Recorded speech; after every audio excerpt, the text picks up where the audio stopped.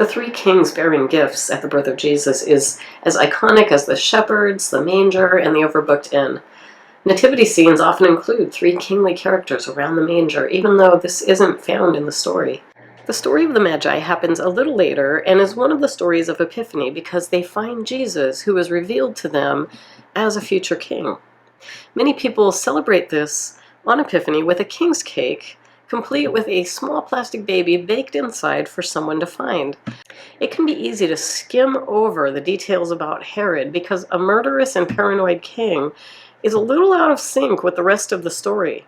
But the interaction between Herod and the Magi includes important ethical lessons that we don't want to leave on the cutting room floor. Hi, my name is Melissa, and thank you for joining me as I give a devotion today. Let's read our scripture from the Gospel of Matthew, chapter 2. In the time of King Herod, after Jesus was born in Bethlehem of Judea, wise men from the east came to Jerusalem asking, "Where is the child who has been born King of the Jews? For we observed his star and its rising, and have come to pay him homage." When King Herod heard this, he was frightened, and all Jerusalem with him, and calling together all the chief priests and scribes of the people, he inquired of them where the Messiah was to be born. They told him, "In Bethlehem of Judea. For so it has been written by the prophet, 'And you, Bethlehem, in the land of Judah, are by no means least among the rulers of Judah. For from you shall come a ruler who is to shepherd my people Israel.'" Then Herod secretly called for the wise men and learned from them the exact time when the star had appeared. Then he sent them to Bethlehem, saying, "Go and search diligently for the child, and when you have found him, bring me word so that I may also go and pay him homage." When they had heard the king, they set out, and there ahead of them went the star that they had seen at its rising, until it stopped over the place where the child was. When they saw that the star had stopped, they were overwhelmed with joy. On entering the house, they saw the child with Mary, his mother, and they knelt down and paid him homage. Then, opening their treasure chests, they offered him gifts of gold, frankincense, and myrrh. And having been warned in a dream not to return to Herod, they left for their own country by another road. Herod is a significant character in this story. He deceitfully pretends to want to join the travelers in worship, and he demands this group of magicians to tell me when you have found him. Herod's a powerful man, and the Magi are foreigners in his land. The story of the Magi is more than pageant fodder. These astrologers use their resources to subvert systems of power. Herod was known for wielding his power. He overtook the position of king by force in 37 BC. He consolidated his power and arranged for the deaths of close relatives who were in line for the throne. Herod's rule started by a power grab and was maintained through ruthless protection of the throne. The injustice of his rule was overt and unapologetic. The visiting magicians had a different kind of power.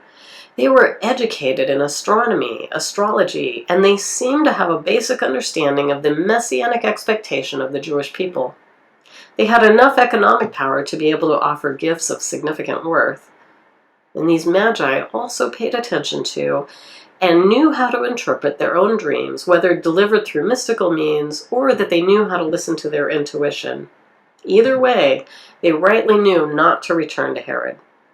These magicians didn't seem to know about Herod's paranoid volatility when they initially sought out answers.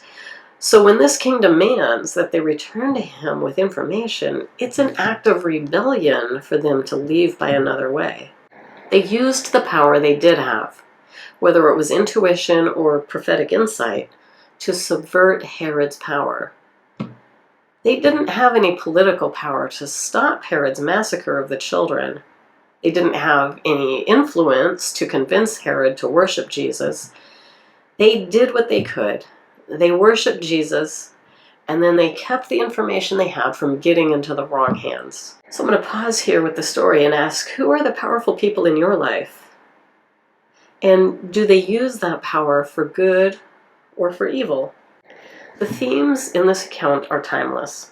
There will always be people who claw their way to the top only to abuse their power. There will always be helpless people who can't get away quick enough from the unjust effects of tyrannical abuse.